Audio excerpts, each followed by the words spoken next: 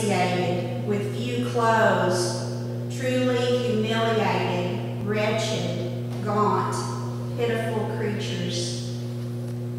The jeers and abuse stopped. There was a hush over the crowded lines of people.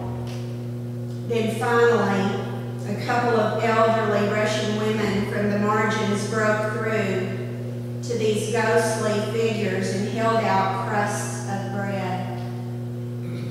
The bread was gratefully and eagerly accepted, and soon many other ordinary Russian bystanders were moving forward along the columns of German prisoners with offerings of bread. It became so overwhelming that the Russian guards couldn't stop the crowd. Somehow, those ordinary Russian people were moved with an unconditional love that revealed to them that their enemies were simply other people's children who were lost, hungry, and needing to go home. No one would have blamed these Russian people if they had spat in the faces of the German soldiers who had brought so much suffering to their land. But these men and women made another choice. How you deal with your wilderness experiences reveals what you are inside.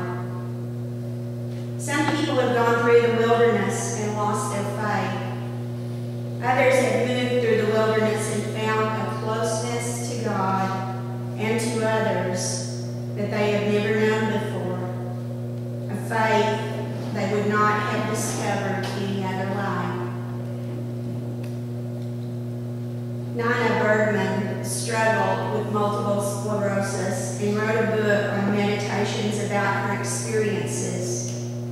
In her book, she explains that for a long time she saw MS as an obstacle that prevented her from truly loving God. She blamed all of her spiritual defeats and defects on her disease. Today, that is not the case. She claims that she is grateful for the invasion of MS into her life. She says that she can hardly believe that that's so, but it is. And she uses this analogy. She says their home is nestled on an acre of land back a short way from the main highway. A gravel road is the only approach to the house. Sometimes the city sends a man and equipment to smooth out all the existing bumps in the gravel road. Then weather and wear shape new potholes and dips. The jarring places are not pleasant. Their car shakes and groans as they pass over the road. But she is glad to have the road because it leads home. So it has been with MS, a rough pathway to be sure. Yet it has led her, she says, to an awareness of God that she would not have known otherwise. She writes, "The promised grace is sufficient, and God's power does abound in my weakness. I discovered that in having less of me, I gained more of the Lord, and that was a very good trade."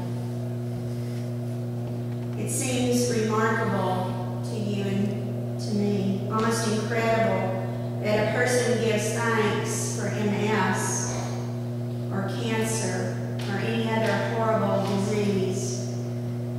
But it happens often enough that we are forced to accept it as a reality. Some people discover a faith, a peace, a joy in the wilderness that they could not have found anywhere else.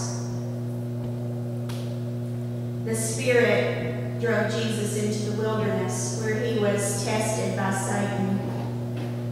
He passed the test. So can we.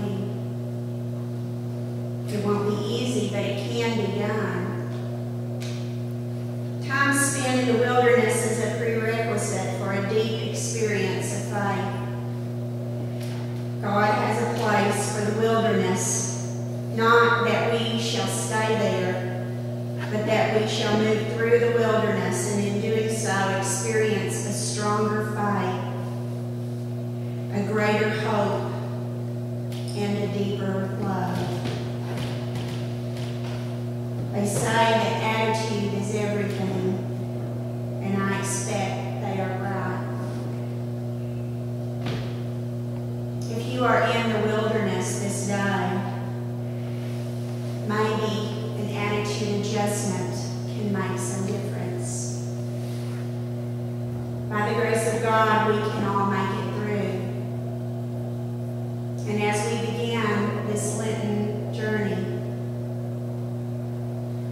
I'm telling you that I've led you up to the edge of the wilderness. If I could, I would go through for each one of you. But what benefit would that be to you? In the wilderness is where we find and build and continue in a deep personal relationship with Jesus Christ. That's where we're brought to our knees. So hit the road. You don't have to take a bag. You can just go as you are. Look for God. When you seek and search for a deeper relationship, you're going to find it. Thanks be to God.